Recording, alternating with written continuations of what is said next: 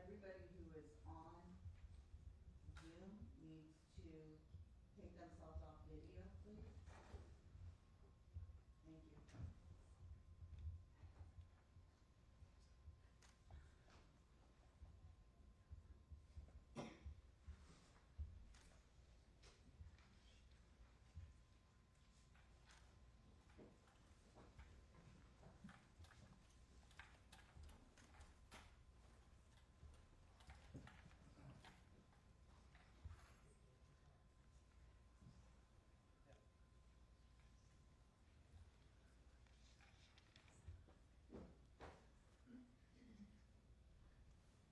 All rise, come to order.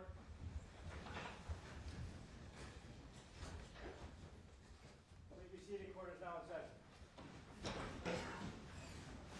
All right.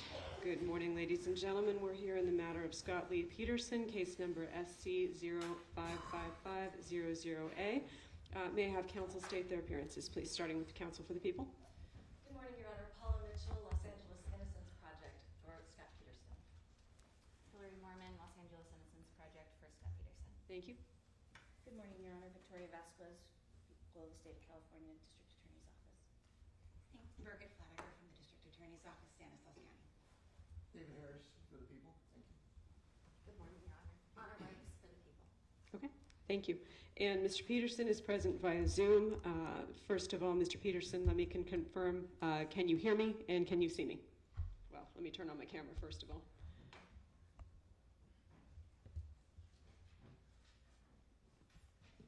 And we will unmute, can we unmute Mr. Peterson so he can confirm that he can hear and see the proceedings, please?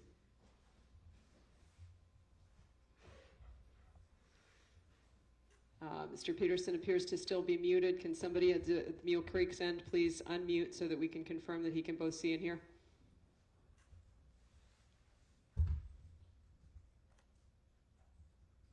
I see Mr. Peterson trying to unmute, so give me a thumbs up if you can see us and hear us, please.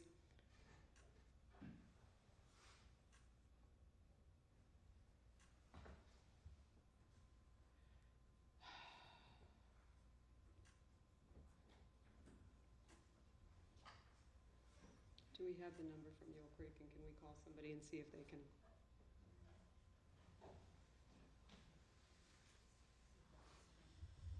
Okay. All right. All right, good morning. Good morning, Mr. Peterson. Can you both see and hear the proceedings, sir? Yes, Your Honor, I can. Thank you. All right, and do we have your consent to proceed via Zoom this morning? Absolutely. Thank you, Your Honor. All right, thank you. So the record should reflect Mr. Peterson has consented to appearing via Zoom. He is appearing electronically from Mule Creek State Prison. Okay, the court had requested counsel to be present this morning for a status conference. There are 3 motions pending before the court. Motion for post-conviction discovery under Penal Code Section 1054.9, a motion for post-conviction DNA testing, and a motion to seal court pleadings that have been filed in relation to those 2 motions. Because we had not yet had a hearing date set, the people's response had not yet been due, so I wanted to discuss with counsel a briefing schedule and scheduling a substantive hearing on those 3 motions.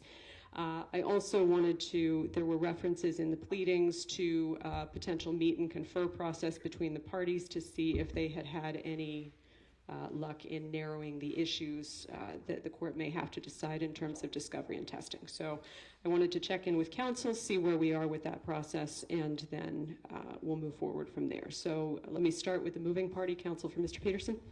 Yes, Your Honor. We did go to the district attorney's office in Stanislaus County on February 13th to have a meet and confer. Unfortunately, we were unable to resolve any issues. I do have a letter memorializing the discussions that were had. If the court would like a copy, I'd be happy to provide that. I sent it to the district attorney's office on February 24th, just setting forth the issues we discussed and the impasses that we had. Okay, thank you. Counsel for the people. Your Honor, we did have a meet and confer, and we are at the position where we intend to file our motion, our responsive motion, and what we need the court's help with perhaps is identifying the date that we begin to run that time. We have 90 days for service. Hold on just a second, Ms. Latiger. We're getting a little bit of background. I'm going to mute, or I'm going to ask the clerk to mute Mule Creek because we are getting some background noise. So, Mr. Peterson, if you do need to communicate with your counsel at any point, you can let us know that by simply raising your hand so that we can unmute you. Okay, thank you. Go ahead, Ms. Latiger. Thank you. So we received the motion with all the attachments on January 9th. The AG's office, which also needed to be served, received the motion with the attachments, exhibits on January 23rd. So we will be ready to file our response by 90 days from either of those dates. We're looking at either April 22nd from when the AG was served or April 18th from when we were served. Okay. And so if that's going to be when you're going to be filing your responses or when you're going to be ready to file your responses, how much time would Mr. Peterson's counsel need to then file any replies? Your Honor, we would ask for 2 weeks. Okay. Can I just inquire, we were given somewhat mixed signals at the meet and confer concerning whether the district attorney's office intends to file a blanket opposition to both motions or whether there are some specific items that they will be objecting to and others that they will not with respect to the discovery motion. So if the court could inquire whether they intend to file a blanket motion opposing all requests or if it's with respect to certain items, perhaps we could begin receiving the items that they are not objecting to. I mean, I would expect that that counsel could handle that in the meet and confer process. So the people are entitled to an opportunity to respond. They can decide what the scope of their response is going to be. If you're going to need 2 weeks to respond to that, then I will set a hearing that contemplates that you will have time to file a reply and I will have time to read all of the pleadings before we have the hearing. So let's see. If the people are looking at being ready to file their responsive pleadings by the 22nd of April, and counsel's going to need at least 2 weeks for the reply, then that would put us with a briefing finishing somewhere around May 6th. So we would be looking at a hearing. I'd like at least 2 weeks to review the last of the pleadings, so somewhere on or after the 20th of May. Your Honor, if I might, Yes. in terms of the timing of our response, I was speaking specifically about the DNA motion. Mhm. That we'll be ready to respond to that on that date. Okay. And then we would ask for an opportunity to file a response to the discovery motion as well, and we would ask 90 days from the date we file the DNA motion to respond to the discovery motion. Is there a reason that you need an additional 90 days beyond for the discovery motion, or why they can't go in parallel, Ms. Latiger? Yes. Or Mr. Harris? Yes.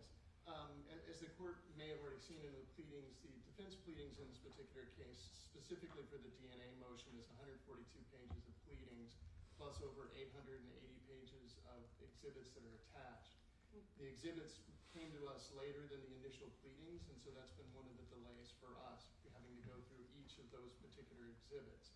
The statute for the DNA motion does have a 90-day deadline.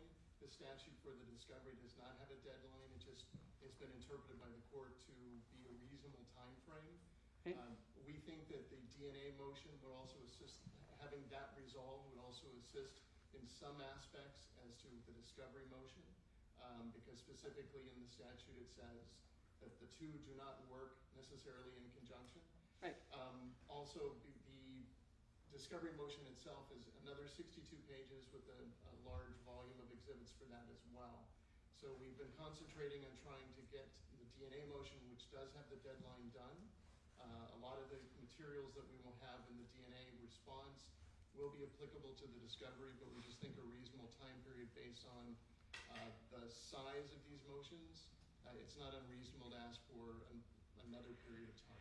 Well, I guess the concern that I have about 90 plus 90 in terms of your responsive pleadings is that the Court of Appeal has issued a stay for a relatively limited period of time. We're working on a 6-month deadline before, and I understand that there is the potential for an extension of that deadline if there's additional good cause, and not being done with the pleadings here and with the hearings here determining the scope of the discovery would potentially be good cause. But given that they have sort of given us a 6-month time window to work with for what they think would be an initial opening, I'm concerned that setting a briefing schedule for that exhausts the entirety of that time period is not going to be viewed as potentially reasonable by them. So, and these two statutes, while I understand that a lot of the issues may be interconnected with the discovery the defense is seeking, I don't see a lot of what they're seeking in the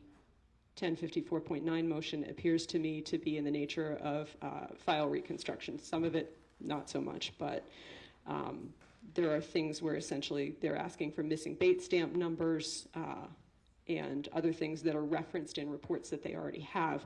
I don't understand why that couldn't be worked on in parallel. That's what I'm still waiting to hear. So if the people want to address that, I'd be happy to hear any argument on it. Yes, Your Honor. One of the things as it relates to the discovery motion, there was a couple of issues. One is we believe it to be issue preclusion, where in fact there has already been a previous 1054.9 motion that has been brought, has been litigated, and resolved primarily against the defendant back in 2011, 2012. So because of that, we have to go back and we have to call out what has previously been dealt with, and that's requiring us, again, to go back through things that are not necessarily in their materials, but it's in the court record. We also believe that a lot of these items have been raised and litigated as part of the initial appeal and also litigated as part of the first habeas. So because of that, and unfortunately we will be providing to the court or asking the court to take judicial notice of the petition that was there, because a lot of these issues have been raised and have been adjudicated. So because of that, there's a lot of back and forth from the record, and there is going to be a large amount of reading for both sides. Okay. That brings up another point. The defense did make a request in the initial round of pleadings for the court to take judicial notice of the entirety of the trial court file, the entirety of the direct appeal, the entirety of the habeas proceedings, and all of the Supreme Court proceedings, including all the pleadings. Is there any objection to that request from the people? There is as to some portions. We have a portion of it in our response to the DNA motion to address that. But Okay. basically for the court, anything that is part of the record of the case that has been adjudicated, we have no objection to that being taken judicial notice of, because it's the law of the case in a sense. What we do have a complaint about is there's a request from the petitioners that the court take judicial notice of their pleadings in these new proceedings. Those are hearsay, and just because they've been filed does not make them admissible. So because of that, we will be objecting to those portions of their request, but the fact that there is a new petition and the previous court proceedings, those we don't have any objection to for judicial notice. Okay. The reason I inquired was because since you had referenced that there were other parts of the file that you were going to be asking the court to take judicial notice of, I thought we might be able to get at least some of that out of the way. But if it's going to be covered in your responsive pleadings, I will wait to rule on any request for judicial notice until I see what the scope of the dispute is. All right, so let me hear from the defense on the proposed briefing timing and timing of potential new hearings. Yes, Your Honor. We provided a very, very detailed informal request for discovery on November 14th, 4 months ago. So the District Attorney's Office has known for 4 months which specific items of discovery we are requesting. We gave them references to Bates pages. We gave them references to where in the police reports the items we're requesting are referred to. We were very, very specific. We spent a lot of time trying to suss out what, frankly, are very alarming deficiencies in the discovery that was provided to the defense at the time of trial. Those are the items we're requesting. I agree it should not take 180 days for them to locate those items and provide them to us. The defense was entitled to those at the time of trial. Mr. Peterson has been waiting 20 years to find some of these police reports and audio recordings and video recordings that should have been provided. So I don't think that the nature of the requests is not a fishing expedition. They're very precise, they're very specific, and we believe that they are probably very easily accessible. So we would ask that they begin providing the discovery that we are entitled to under 1054.9. The prior 1054.9 that Mr. Harris referenced does not include what we are asking for. It related specifically, almost exclusively, to expert materials and other evidence that is not included in our motion. So we are eager to get our investigation underway and completed. The Court of Appeal did give us a very short time period within which to conduct our investigation. The materials we are asking for are reasonable. They're within the scope of 1054.9, and we would like to begin receiving that discovery as soon as possible. Okay. So in terms of briefing schedule, the court is prepared to accept the proposal by the district attorney as far as the DNA testing motion is going. And so the response for the responsive pleadings on the DNA motion will be due no later than close of business, filed and served by April 22nd. Given the timetable that was contemplated by the Court of Appeal and the fact that essentially the discovery request was made prior to this motion being filed and prior to the Court of Appeal issuing their stay on the proceedings to allow these issues to be litigated in the trial court, I am inclined to agree with the defense that a request for an additional 90 days beyond the briefing on the 1054 issues is too long, given the timetable that the Court of Appeal has given us. In terms of the briefing for the 1054.9, because the requests are extensive, it's a 62-page discovery letter with a number of subparts. Some of it is specifically identified by missing Bates stamp numbers, but some of it is broader than that. So the court is inclined to go about 30 days beyond the briefing deadline on the DNA motion. And so if I'm looking at roughly the end of May for the 1054.9 reply, could you have it done on or before the 20th of May? Yes, Your Honor. Okay, so May 20th will be the briefing deadline for the 1054.9.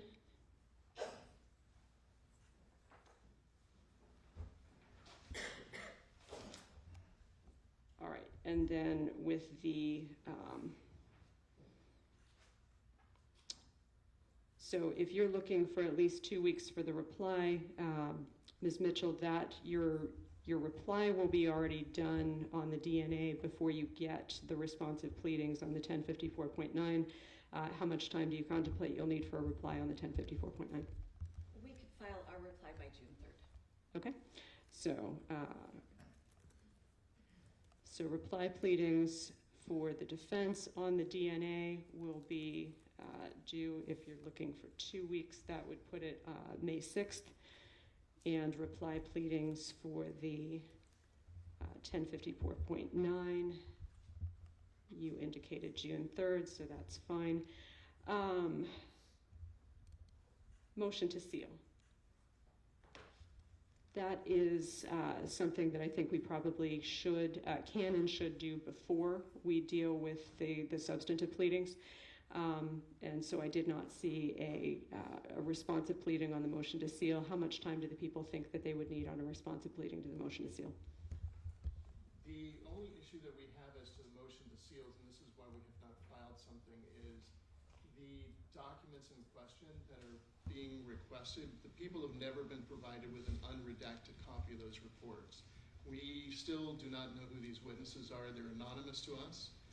So we're asking the court to order the petitioner to turn those over to us before we can actually decide one way or the other. But the people's position is we probably won't be objecting to the motion to seal based on what's alleged once we have that information. Okay. Ms. Mitchell? Your Honor,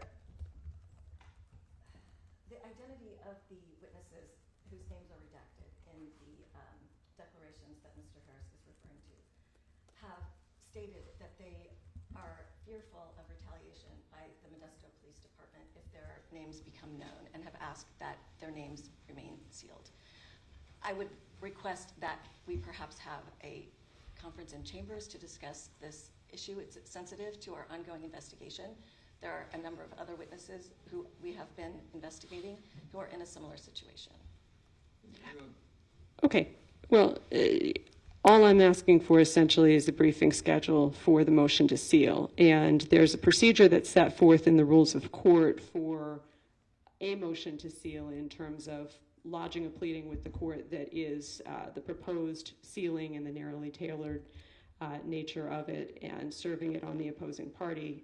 It appears that that actually hasn't been done in this case. All of the pleadings that were filed were essentially filed publicly, but with the redactions that you are proposing.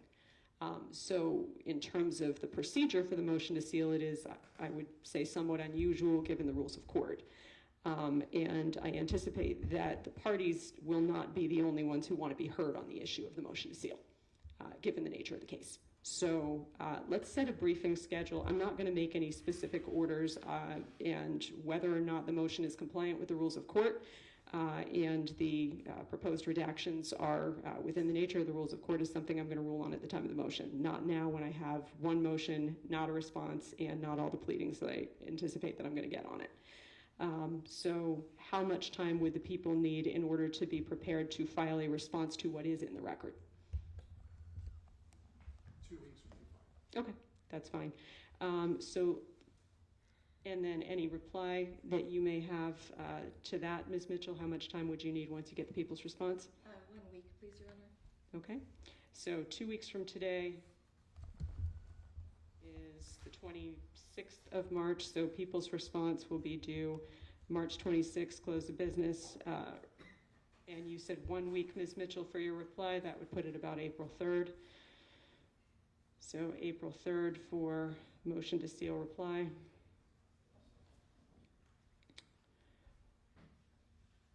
And we will need to let's set a hearing date on the motion to seal, and then hearing dates on the DNA and the 1054.9. The hearing date on the motion to seal can be earlier, so that'll be, we'll do that first.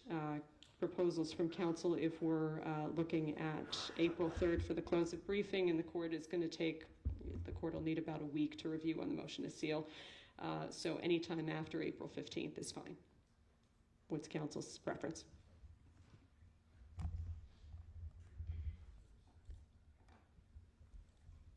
We can do April 16th. April 16th is fine for us. It's fine for the court. All right. Let me just check the court schedule. Yeah, I'm free April 16th, so that's fine. April 16th, 9 a.m. motion to seal. And Ms. Mitchell, is Mr. Peterson going to want to be personally present for that or continue to appear electronically? My understanding is that his preference is to appear electronically, but he can correct me if that is not accurate. Okay. And let's go ahead and ask to unmute for that.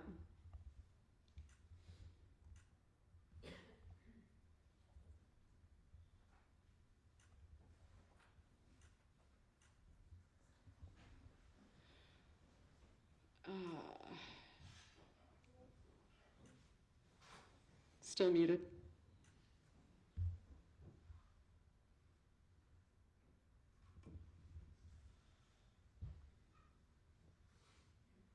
All right, Mr. Peterson, we're contemplating an April 16th hearing on the motion to seal the pleadings in, or parts of the pleadings in this matter. Are you going to want to appear via Zoom or in person for that? Zoom is fine, thank you, Your Honor. Okay, thank you. Then, for hearing dates on the DNA motion and the 1054.9, what's the party's preference in terms of hearing those together or separately? Your Honor, we would prefer to have the DNA issue resolved as soon as possible so that if there is going to be testing ordered, we can get that started. Okay, people? We don't oppose that. Okay, that's fine. So if the briefing on the DNA motion is going to be completed by May 6th, then, and if I need a couple of weeks to read the pleadings, then we're looking at the last week of May. So any preference by council during the week of May 27th for the hearing on the DNA motion, and what is the time estimated necessary for that argument? We can be available May 28th, Tuesday, May 28th. That is the day after Memorial Day, so I don't know if that's going to cause travel problems or any issues for the court's calendar. I don't have any plans on Memorial Day, but if council do and they would prefer to go to the 29th or sometime later in the week, that's fine.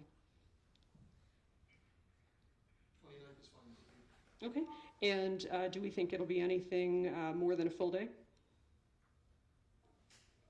Don't think it should be more than a full day. Ms. Mitchell?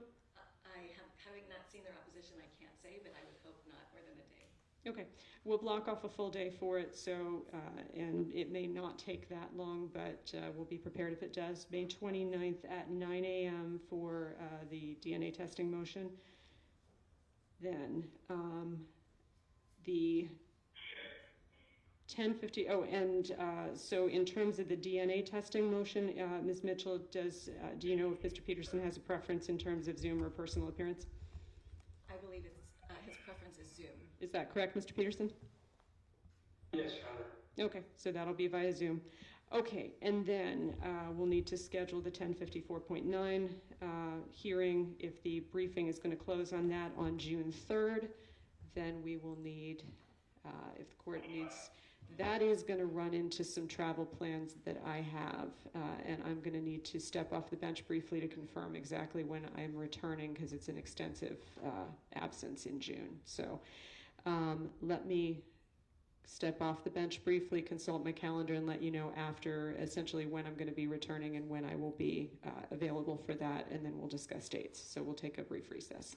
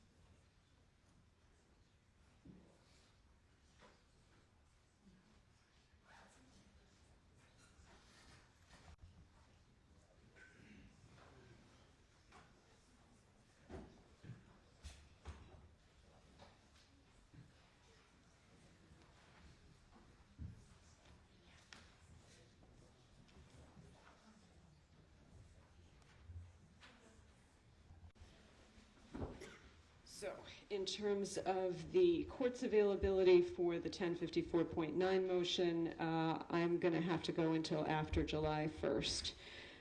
So, counsel, I'm looking at sometime during, if I'm going to be reading the pleadings after I return, I'm going to be looking at sometime during the week of July 15th.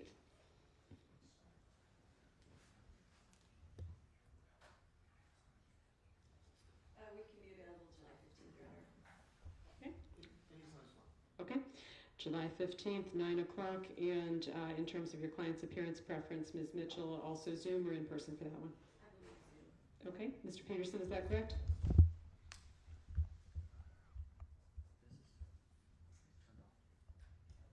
Still muted.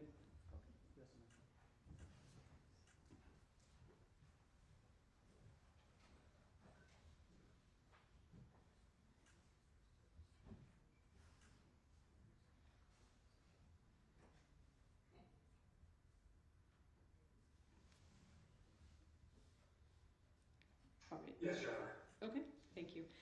Then, last housekeeping matter, the court did, to the court's department email, receive an ex parte communication from apparently some kind of a spectator. I read about one sentence of it, enough to realize it was an ex parte communication, did not read any further, and counsel have been provided, as I understand from the clerk, copies of that email. Did both counsel receive it? Yes. Okay, thank you. And the court is not going to be reviewing any incoming email to that inbox in the future to avoid that issue recurring in the future. So people shouldn't bother to email. Okay, is there anything else either counsel needs to take up for today's date before we recess? I have one question, Your Honor. Yes, We have Ms. Mitchell. received a number of inquiries from members of the press and media asking for copies of the motions we filed. We have not provided anything to anyone in the media or the press. Apparently, they are not on the court's website, and so I'm just asking for guidance. Is there any issue with us providing the motions, or is the court planning to put them on the website so they are available? I don't have any plans in that regard while the motion to seal is pending, at least, and I have not made any orders about what counsel may or may not do in terms of their communication with the media. Thank you, Your Honor. Okay. Your Honor, if Yes. people can make a suggestion, one of the things that Judge DeLuca did during the trial because of the media attention and not wanting to be distracted by additional requests that would come in from the media once a motion was filed, his position was that he would take the motions filed by either side and he would hold them from being put on the website or from public filing until the other side responded, because a lot of times that resolves some of the issues or questions that may have arisen. So we would suggest that might be a possibility here as well. The difficulty, and I think part of this, Mr. Harris, is that the court's filing procedures have changed since Judge DeLuca was the file. We don't have a lot of control over when things come in now because it's all electronic filing. So I don't actually see it until the clerk's office processes it. So while I appreciate the suggestion, it's not consistent with our mandatory filing procedure. So thank you all. Okay, we'll be in recess. Thank you. Your Honor.